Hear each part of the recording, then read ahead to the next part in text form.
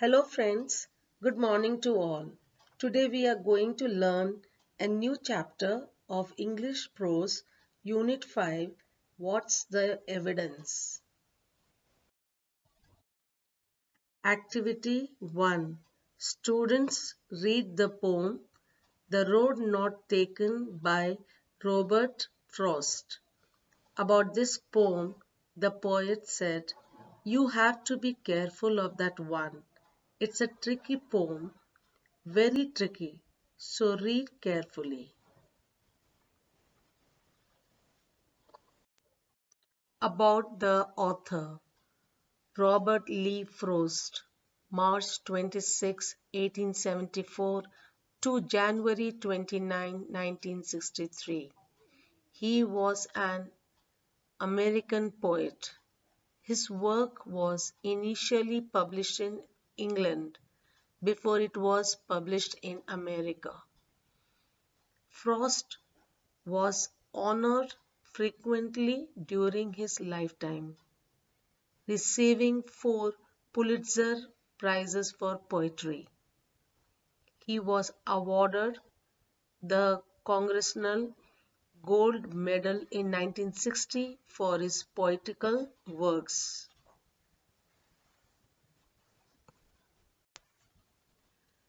About the poem, first published in 1916, The Road Not Taken shows Frost at his best as a pastoral who combines rustic simplicity with hidden, indirect, and clarity of style and language.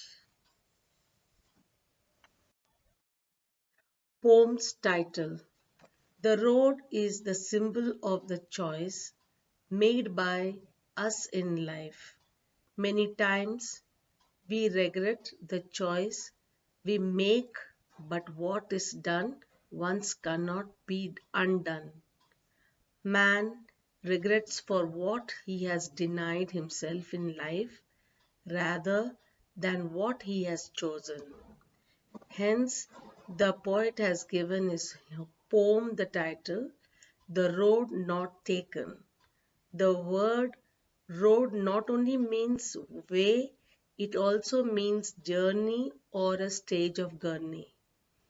Here, road does not signify any ordinary road, but functions a metaphor of a vital decision in our life. Summary of the poem. This poem talks about the choices one has to make in life and their consequences.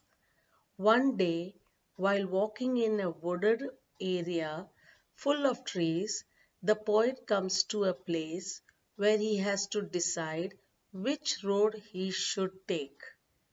He starts debating over the choices as he realizes he cannot walk on both.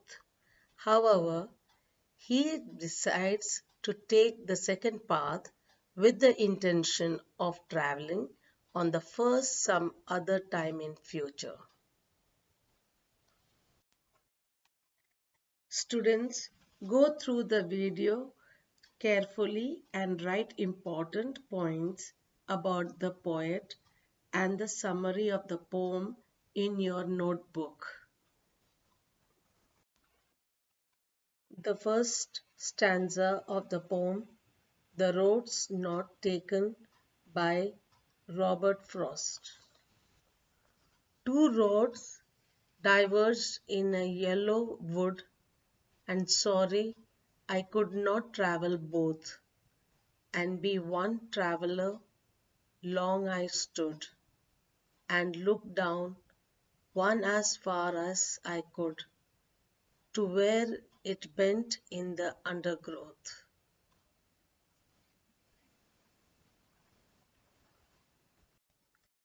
Summary of the first stanza.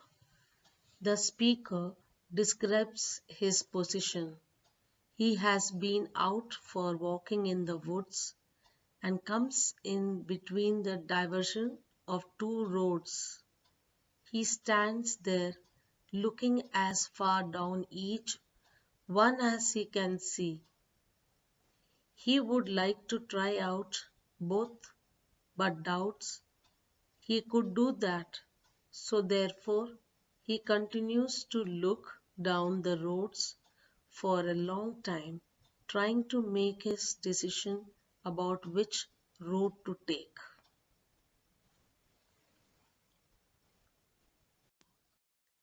Second stanza.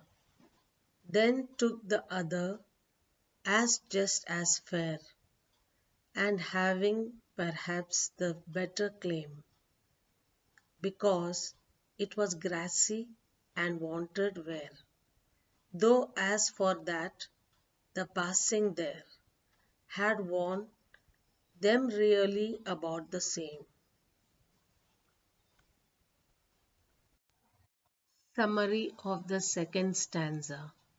He looked down the first one to where it bent in the undergrowth, and then the second one, and he decided to take the other path because it seemed to have less traveled than the first. But then he goes on to say that they actually were very similarly worn. The second one, that he look, seems less traveled, but as he thinks about it, he realizes that they were really about the same, not exactly the same, but only about the same.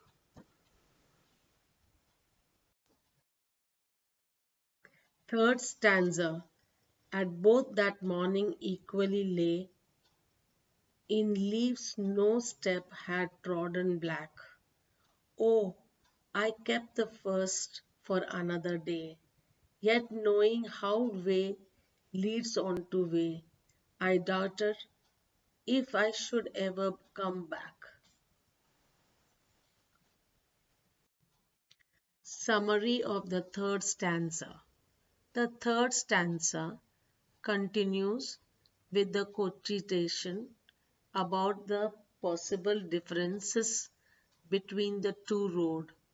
He had noticed that the leaves were both fresh fallen on them both and had not been walked on, but then again claims that maybe he would come back and also walk the first one sometimes, but he doubted he would be able to, because in life one thing leads to another and time is short.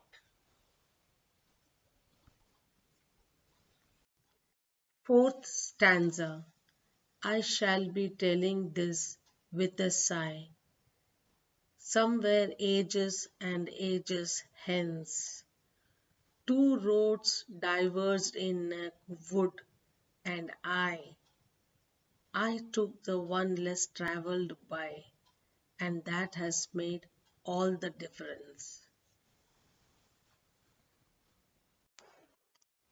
Summary of the fourth stanza. In this poem, the word difference is taken in a positive way, but there is nothing in the poem that suggests that this difference signals a positive outcome. The speaker could not offer such information because he has not lived the difference yet.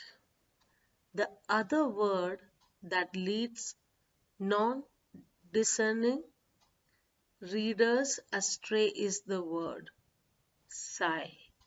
By taking difference to mean a positive difference, they think that the sigh is one of nostalgic relief.